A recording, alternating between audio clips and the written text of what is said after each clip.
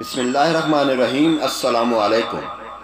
اللہ کے پیارے حبیب صلی اللہ علیہ وآلہ وسلم کا روم کے بادشاہ کے نام خط۔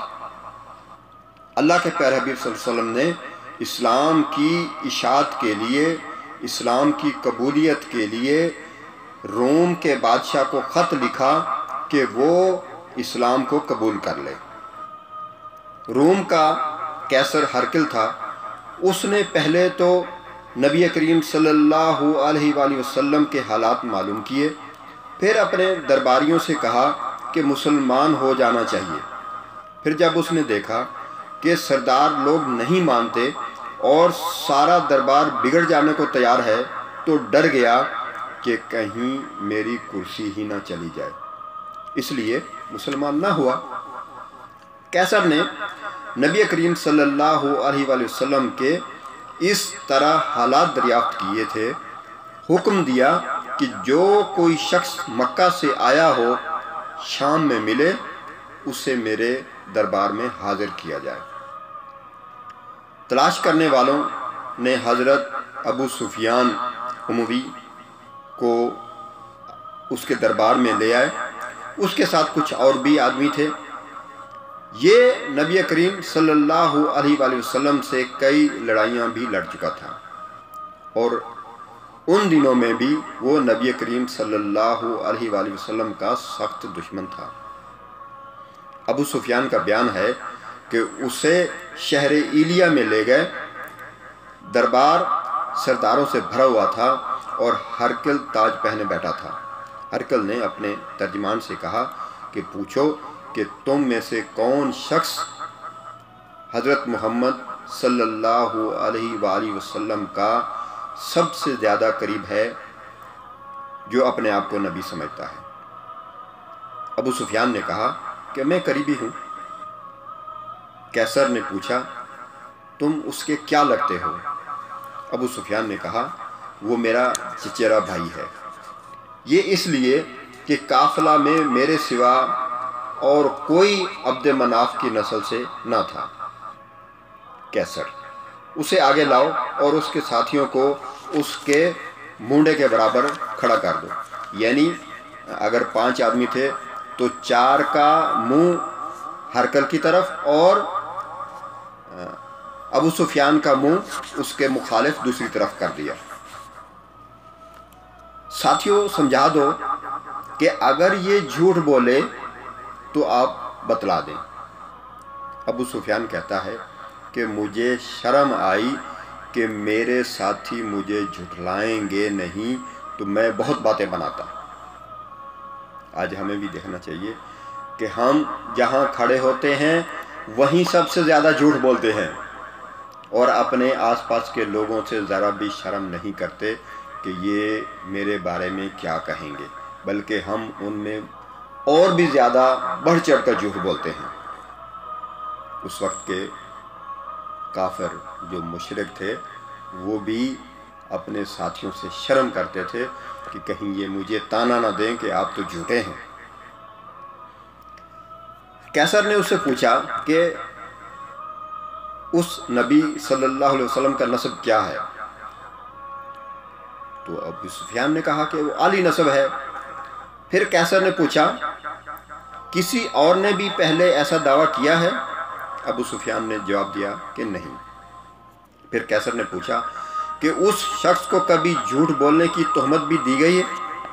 ابو سفیان نے کہا نہیں۔ پھر قیصر نے پوچھا سردار لوگ اس کا مذہب مان رہے ہیں یا غریب لوگ؟ ابو سفیان نے جواب دیا غریب لوگ۔ پھر بادشاہ نے پوچھا کہ وہ مسلمان بڑھ رہے ہیں یا کم ہو رہے ہیں؟ تو ابو سفیان نے جواب دیا وہ بڑھ رہے ہیں۔ پھر ہرقل نے پوچھا کہ کوئی شخص بیزار ہو کر ان کے دین کو چھوڑ بھی دیتا ہے؟ ابو سفیان نے جواب دیا کہ نہیں۔ پھر قیصر نے پوچھا کیا وہ عہد شکنی بھی کرتا ہے؟ ابو سفیان نے کہا کہ نہیں۔ ہاں اب ہمارا عہد ہوا ہے اور ڈر ہے کہ وہ توڑ دے گا۔ ابو سفیان کہتا ہے کہ میں اتنی بات سے زیادہ کوئی بات ایسی نہ کہہ سکا کہ جس سے نبی کریم صلی اللہ علیہ وآلہ وسلم کی ذات میں کمی نکلتی ہو اور میرے ساتھی مجھے جھٹلائیں۔ پھر بادشاہ نے پوچھا کبھی تمہاری اس کی جنگ ہوئی؟ ابو سفیان نے کہا ہاں۔ پھر نتیجہ کیسا رہا؟ ابو سفیان نے کہا کبھی وہ جیتا اور کبھی ہم۔ پھر بادشاہ نے پوچھا اس کی تعلیم کیا ہے؟ ابو سفیان کہتا ہے کہ وہ کہتا ہے کہ اکیلے اللہ کی عبادت کرو، کسی کو اس کا شریک نہ بناؤ، باپ دادا کی عبادت کو چھوڑ دو، بتوں کی پوجا نہ کرو، نماز پڑھو، صدقہ دو، پرہیزگار رہو، وعدہ پورا کرو، امانتیں ادا کرو۔ کیسر نے ترجمان سے کہا کہ اس کو بتلا دو، تو کہتا ہے کہ وہ عالی نسب ہے، بے شک نبی ایسے ہی ہوتے ہیں۔ تو کہتا ہے کہ اس سے پہلے کسی نے ایسا دعویٰ نہیں کیا، اگر ایسا ہوتا تو میں سمجھ لیتا کہ وہ اس کی پیروی کرتا ہے۔ تو کہتا ہے کہ دعویٰ سے پہلے کوئی بھی اسے جھوٹا ہونے کی تہمت نہیں دیتا تھا، تو اب یہ کیوں کر ہو سکتا ہے کہ جس شخص نے کبھی جھوٹ نہیں بولا وہ اللہ کے اوپر کیسے جھوٹ بول سکتا ہے؟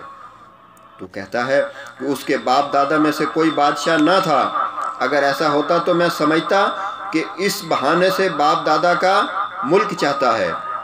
تو کہتا ہے کہ اس کے مذہب میں غریب مسکین داخل ہو رہے ہیں، بے شک یہی لوگ پہلے نبیوں کو ماننے والے ہوتے ہیں۔ تو کہتا ہے کہ مسلمان بڑھ رہے ہیں، بے شک ایمان کی یہی تاثیر ہے کہ وہ بڑھتا ہی چلا جاتا ہے جب تک کہ وہ مکمل نہ ہو جائے۔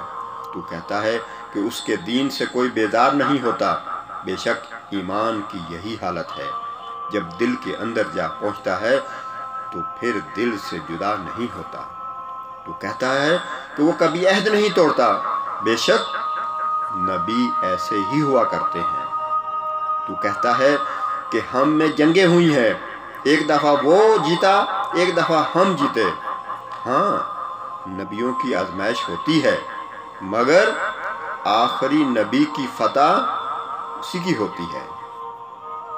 تو کہتا ہے کہ وہ ایک اللہ کی عبادت کرنے کو اور شرک نہ کرنے کو کہتا ہے، وہ باپ دادا کے جھوٹے معبودوں سے روکتا ہے، نماز، سچائی، پرہیزگاری، ایفائے عہد، ادائیگی امانت کا حکم دیتا ہے۔